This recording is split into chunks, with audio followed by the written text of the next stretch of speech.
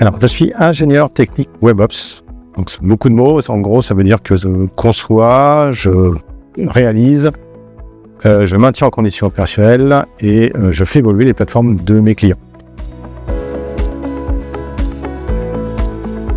Alors, j'ai travaillé dans plein de sociétés. J'ai commencé par faire du développement. Ensuite, j'ai fait l'administration système. Je me suis occupé de services de messagerie, de serveurs DNS, serveurs de newsgroup chez un gros ISP européen. Et puis, j'ai changé de société encore une fois. Là, j'ai été dans un secteur beaucoup plus particulier, qui est les métiers de l'édition, où je fournissais de l'accès à Internet, des services d'hébergement, de la messagerie et de la téléphonie sur IP. Je suis arrivé chez Clarnet parce que je voulais faire du cloud et que c'était un acteur important qui faisait tout type de cloud, américain, européen, français. Et c'est des choses qui m'intéressaient et je voulais travailler là-dedans. Déjà, les technologies qu'on utilisait il y a 8-9 ans ne sont pas du tout les mêmes. Les acteurs du cloud ne sont pas les mêmes. Avant, il y avait principalement AWS, maintenant il y en a d'autres. Il y a des Français aussi, ce qui est plutôt pas mal. Il y a aussi toute la partie automatisation qui est arrivée au fil des ans. On est passé de rien à des automatisations et d'industrialisation avec Ansible, en passant par Chef, Puppet, etc. Donc on suit les évolutions des produits, des technos.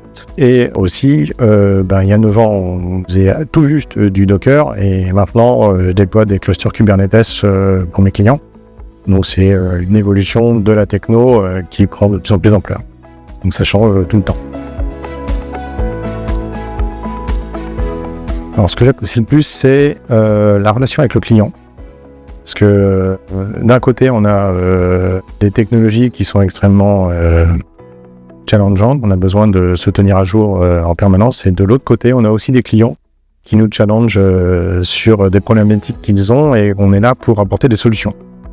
Donc moi, je profite de mon expérience pour leur proposer des choses. Ça qui est amusant, c'est que d'un projet à l'autre, même si les technologies sont similaires, les problématiques changent et les solutions qu'on va apporter avec notre savoir-faire vont changer d'un client à l'autre. Donc c'est ça qui est très intéressant. Oui, très bien. En effet, ça fait partie des choses. Ça fait une casquette que j'ai chez Clarnet. C'est que je suis formateur interne. Donc ça fait maintenant 6 ou 7 ans que je dispense des formations sur 2 technos.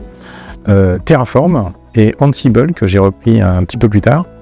Je suis très content de ça parce que c'est une journée par mois où je donne une formation aux nouveaux arrivants, aux gens qui sont en réorientation professionnelle, etc. Donc ça me permet de leur mettre le pied à l'étrier, de leur faire appréhender des technologies qu'ils n'ont pas forcément vues à l'école ou dans une vie antérieure.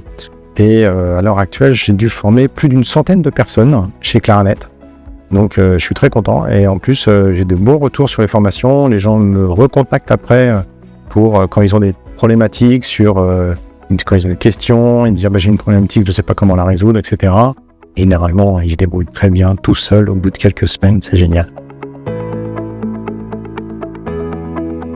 La raison pour laquelle je fais des formations, c'est que la notion de partage de la connaissance, pour moi, est quelque chose d'extrêmement important. Ça vient peut-être de ma formation d'universitaire, ça vient peut-être du fait que je sois intervenu dans une école d'ingénieur pour donner des formations sur des thématiques différentes comme la virtualisation, etc., la containerisation. Je trouve que c'est important.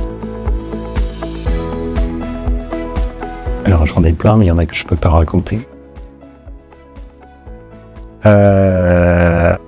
Mon meilleur souvenir, c'est l'opération Cloud9 chez Clarnet. Ouais, on ne peut pas en dévoiler beaucoup, mais disons que on vous demande de venir avec un maillot de bain, des chaussures de marche, et puis des affaires un peu chaudes quand même, et on vous emmène pendant 3 jours faire des choses que, à de rares exceptions près, personne n'avait jamais fait.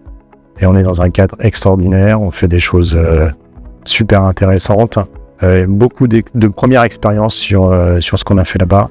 Et des belles rencontres et une super ambiance.